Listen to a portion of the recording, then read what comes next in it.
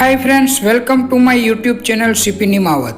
आज આપણે આ વિડિયો લેક્ચરમાં ધોરણ 8 અંગ્રેજીનું જે વાર્ષિક પરીક્ષાનું તારીખ 19/4/2024ના રોજ લેવાયેલા પેપરનું A to Z સોલ્યુશન કરવાના છીએ। જો વિડિયો પસંદ આવે તો લાઈક કરજો, શેર કરજો મિત્રો સાથે અને સબસ્ક્રાઇબ પણ જરૂર કરી દેજો અને બેલ આઇકોન દબાવી દેજો અને કોમેન્ટ પણ જરૂરથી કરજો। તો ચાલો આપણે સોલ્યુશનની શરૂઆત કરીએ। क्वेश्चन नंबर 1, नीचेनो फकरो वाँची प्रश्नों जवाब आपो। एलिफंट वाळो पेरेग्राफ है जे टेक्स्ट बुक नो पेरेग्राफ ज हतो। जोईए आपणे question number 1, what is the average weight of the elephant, एटले के हाथीनु वजन केटलुं होय छे। आंसर थशे 1989 kg is the average weight of the elephant, એટલે કે 1989 કિલોગ્રામ હાથીનું સરેરાશ વજન હોય છે। Number 2, how many hours does an elephant spend for eating, એટલે કે હાથી ખાવા માટે દરરોજના કેટલા કલાક પસાર કરે છે। આન્સર છે an elephant spends 16 hours for eating, એટલે કે એક દિવસના હાથી છે એ 16 કલાક ખાવામાં પસાર કરે છે। Question number 3, how much food does an elephant tech in a day, એટલે કે એક દિવસમાં હાથી કેટલો ખોરાક ખાય છે। આન્સર છે an elephant tax 221 kg food in a day, એટલે કે હાથી એક દિવસમાં 221 કિલો ખોરાક ખાય છે। Question number 4, the adult mail is called a काव, ट्रू और फॉल्स, के युवान हाथी होय छे एने काव कहेवामां आवे छे, साचुं छे के खोटुं छे। तो नंबर 4 थशे फॉल्स, कारण के the adult mail is called a bull, एने बुल कहेवामां आवे छे। काव तो फीमेल एडल्ट फीमेल एलिफंट होय तो एने काव कहेवामां आवे छे। जोईए आपणे हवे क्वेश्चन नंबर 2, नीचे आपेल परिच्छेद वाँचो अने आपेली विगतोनुं वर्गीकरण करो। अहींया भाविन अने अल्पानी डिटेल्स आपी छे, एने आपणे टेबलमां कन्वर्ट करवाना। टेबलना अंदर जे कोलम छे ए फिलअप करवानी छे। आपणे एक एक वाक्य वांचता जाईए अने टेबल फिलअप करता जाईए। जेना 10 मार्क्स हता, एकदम इजी क्वेश्चन हतो। जोईए पेलू है भाविन इज 20 years ओल्ड, एटले अहींया भाविनना एज में लखशुं 20 years, एटले भाविननी एज है 20 years हती। हिज हाइट इज 164 सेंटीमीटर, एटले के एनी हाइट है ए 164 सेंटीमीटर हती। तो भाविननी हाइटना खाना में आपणे लखशुं 164 cm। एंड वेट 65 kg, एटले के एनो वजन है ए 65 किलो હતો। તો આપણે ભાવિનના વેઇટના કોલમમાં લખશું 65 kg। The length of his hair is 35 centimetre, એટલે એના વાળની લંબાઈ 35 સેન્ટીમીટર છે। હિઝ ફેમિલી હેઝ 4 મેમ્બર્સ, તો અહીંયા ફેમિલી મેમ્બર્સની જે કોલમ આપી છે ભાવિનની એમાં આપણે લખશું 4 મેમ્બર્સ। હી હેઝ 12 ફ્રેન્ડ્સ, એટલે કે એને 12 મિત્રો છે। તો અહીંયા ફ્રેન્ડ્સની કોલમમાં લખશું આપણે 12 ફ્રેન્ડ્સ। ત્યાર પછી બીજો પેરેગ્રાફ જોઈએ, અલ્પા વિશેનો છે। અલ્પા ઇઝ 19 years ઓલ્ડ, એટલે કે અલ્પા છે 19 વર્ષની છે। તો અલ્પાને એજની કોલમમાં લખશું આપણે 19 years। Her height is 162 centimetre, તો અલ્પાના હાઇટમાં આપણે લખશું 162 centimetre. And weight is 55 kg, અને એનું વજન છે 55 કિલોગ્રામ છે। તો વેઇટમાં લખશું આપણે 55 kg। Length of her hair is 65 centimetre, એના વાળની લંબાઈ 65 સેન્ટીમીટરને છે। હર ફેમિલી હેઝ 5 મેમ્બર્સ, તો અહીંયા ફેમિલી મેમ્બર્સની કોલમમાં લખશું 5 મેમ્બર્સ। સી હેઝ 12 ફ્રેન્ડ્સ, એટલે કે તેણીને પણ 12 મિત્રો છે। તો અહીંયા ફ્રેન્ડ્સની કોલમમાં લખશું 12 ફ્રેન્ડ્સ।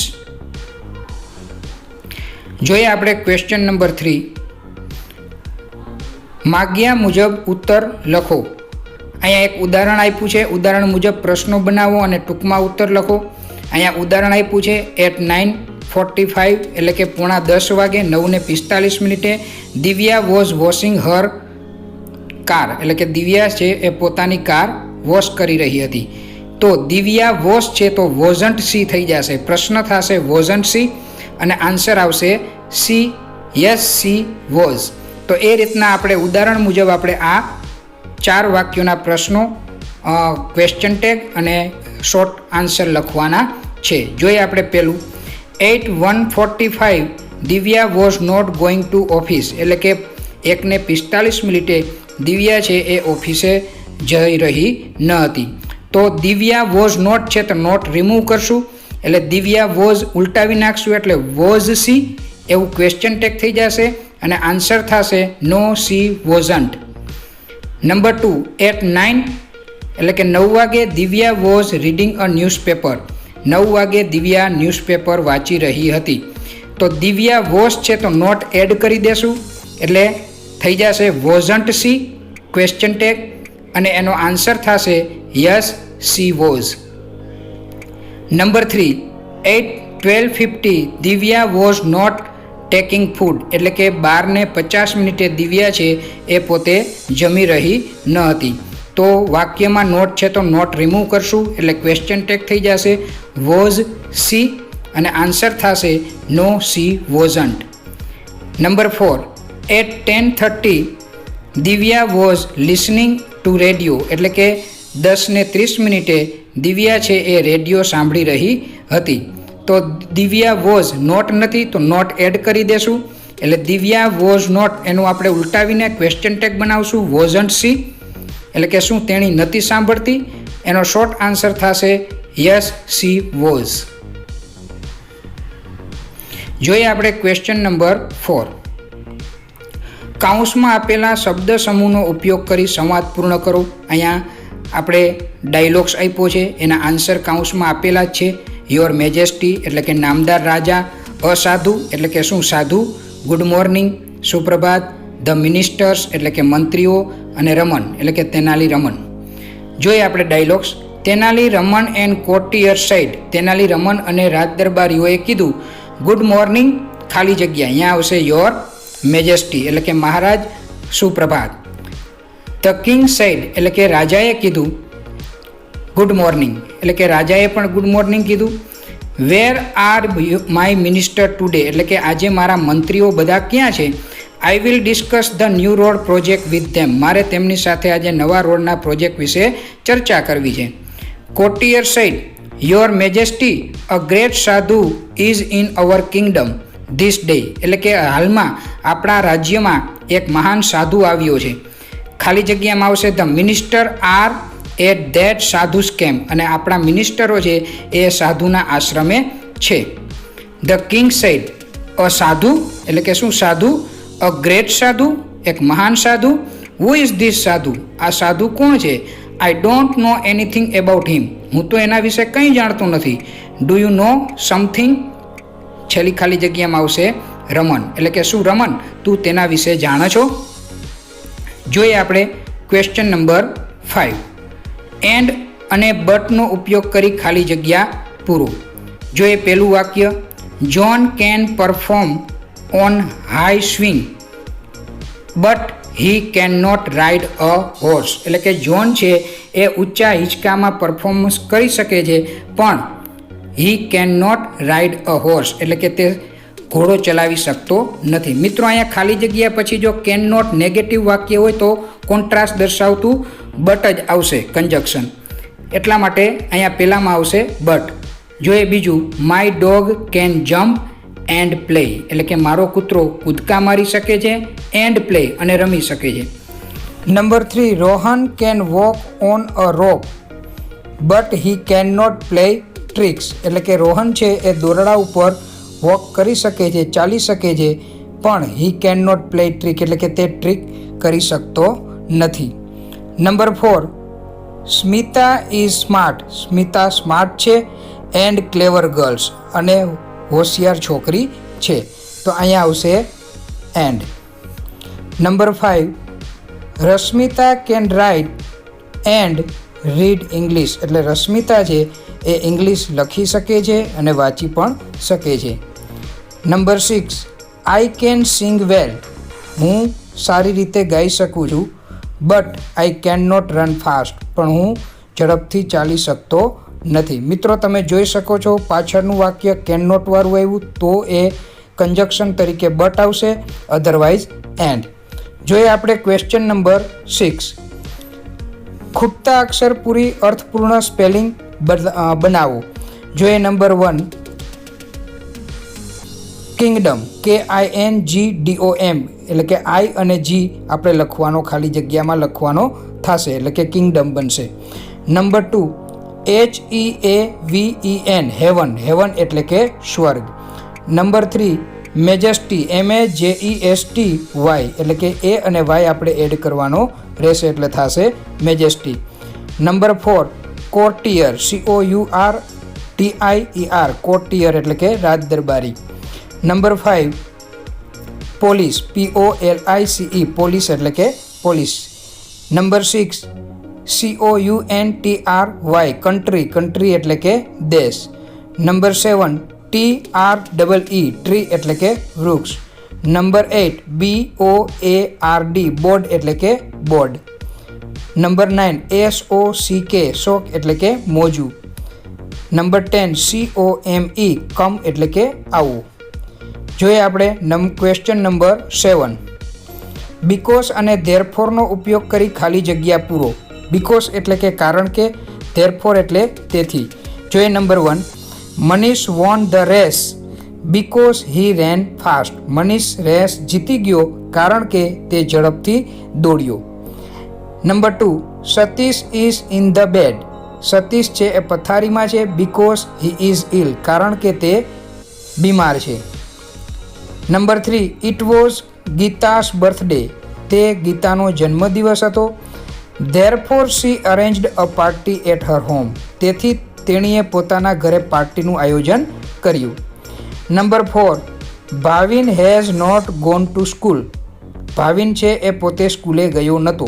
મિત્રો અહીંયા પાછળનું વાક્ય આપેલું નહોતું પેપરમાં જ, પણ મેં મારી રીતના એડ કર્યું છે તો બનશે બીકોઝ ભાવિની છે. Bhavini has not gone to school because she is sick in bed, કારણ કે તે પથારીમાં બીમાર પડી છે.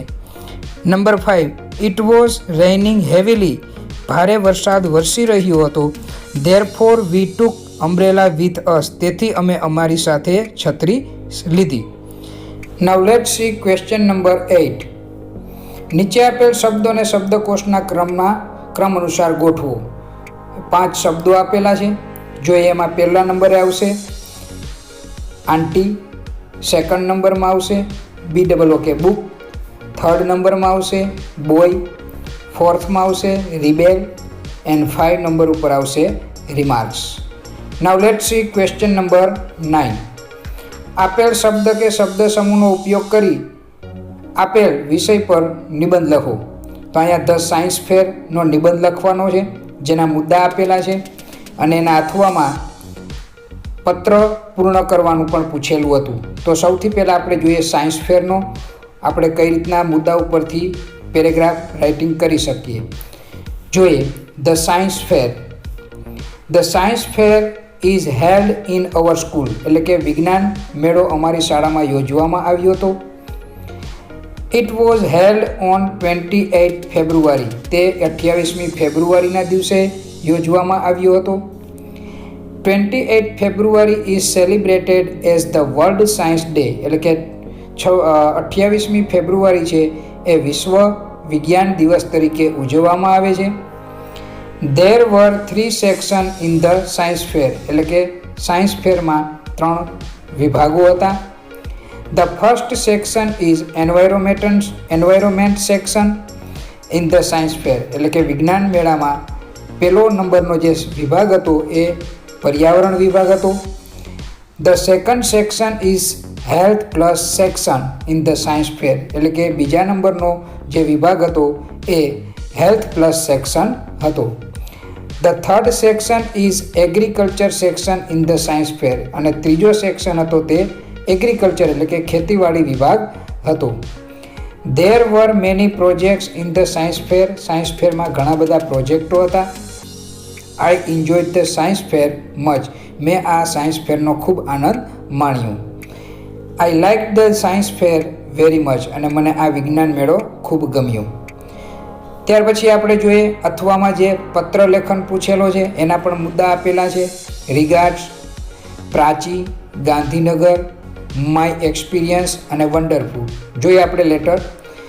વીરા પટેલ સેક્શન 17 આવશે ગાંધીનગર 19th એપ્રિલ 2024.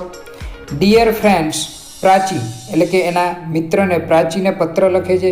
એડ્રેસ કર્યું છે પ્રાચી. હાવ આર યુ, તને કેમ છે? આઈ એમ ફાઇન હિયર, હું અહીં મજામાં છું.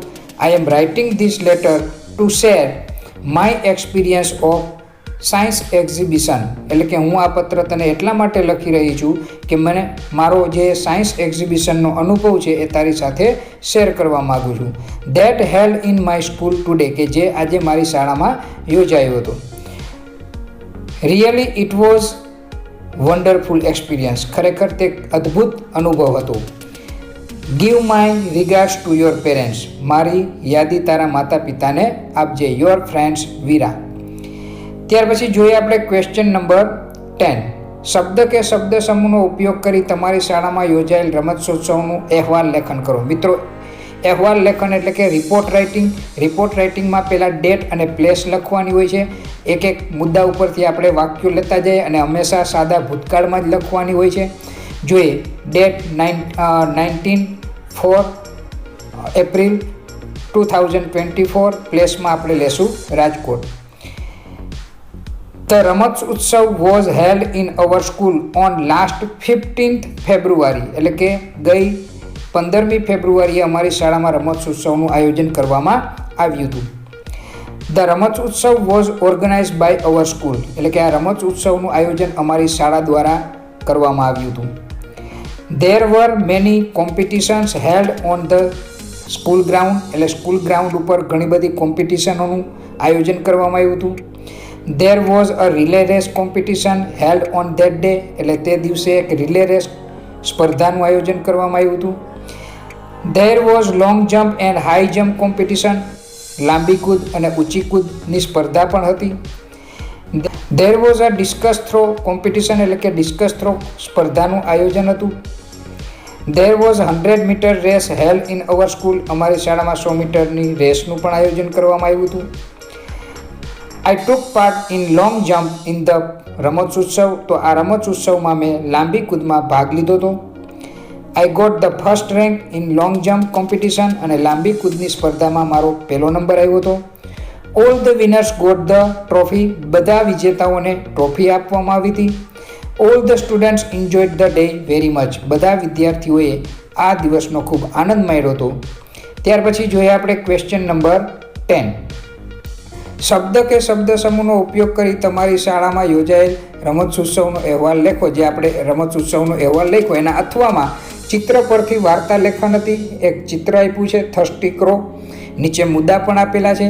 જોઈએ આપણે એની કઈ રીતના સ્ટોરી લખી શકીએ.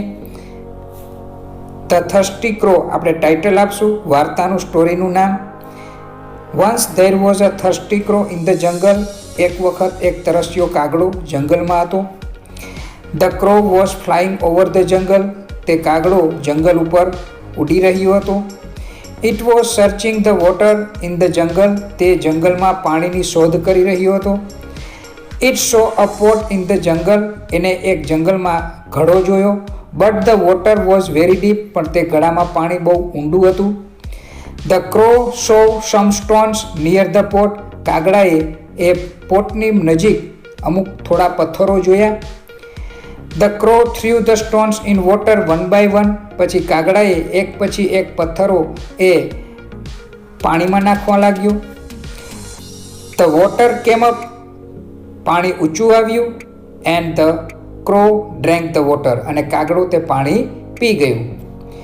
The crow became happy, the કાગડો ખુશ થયો. એન્ડ ફ્લ્યુ અવે ઇન ધ જંગલ, અને પછી તે જંગલમાં ઉડી ગયો. તો મિત્રો આ રીતના તમે સ્ટોરી રાઇટિંગ કરી શકો.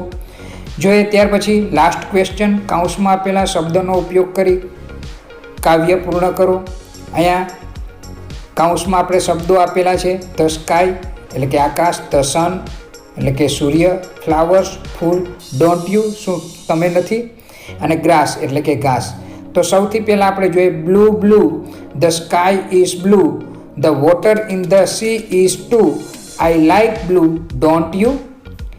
ત્યાર પછી બીજા નંબરનું જોઈએ green green, grass is green, leaves on the trees are green, I like green don't you. Red red, the sun is red, when he is getting out of bed, I like red don't you. Yellow yellow, flowers are yellow, sunflowers standing in a row, I like yellow don't you. તો મિત્રો આ હતું આપણું standard 8નું અંગ્રેજીનું આજનું દ્વિતીય સત્રાંતનું paper solution. Video પસંદ આવે તો લાઈક કરજો, તમારા મિત્રોને શેર કરજો. ફરી મળશું નવા ટોપિક સાથે, નવા વિષય સાથે. જય હિન્દ, જય ભારત, જય જય ગરવી ગુજરાત.